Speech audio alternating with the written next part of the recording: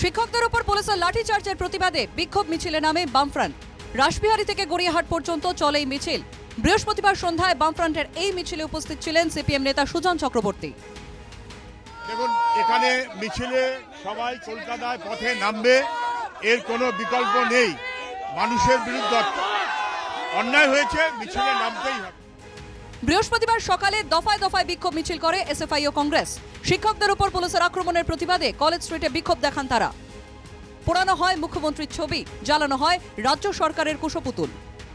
আমাদের উপর আক্রমণ নামছে। আমরা দিকে দিকে যখন বাংলায় শিক্ষকদের নিয়ে শিক্ষা বাঁচানোর লড়াইতে আছি সামনের সারিতে, সেই সময় দেখছি আমরা তৃণমূল সরকার এবং কেন্দ্রীয় সরকার সেটিং করে আমাদের উপর আক্রমণ নামাচ্ছে, কিন্তু আমরা থামছি না, আমাদের লড়াইটা চলবে।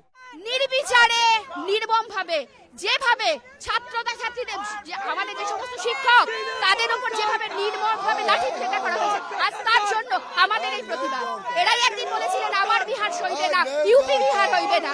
এটা কোন বাংলা? আজকে বিহার আর ইউপি যথার্থ নমুনা রেখেছেন বাংলার মুখ্যমন্ত্রী, তার প্রতিবাদে শিক্ষকদের উপর এইভাবে আন্দোলন চলবে না। এটা শিক্ষকদের এবারে শিক্ষকদের তৃণমূল কংগ্রেস চলছে। কসবায় শিক্ষকদের উপর পুলিশের লাঠিচার্জের ঘটনায় তোলপাড় রাজ্য রাজনীতি। প্রতিবাদে বিভিন্ন জেলায় চলছে বিরোধী দলগুলির বিক্ষোভ মিছিল।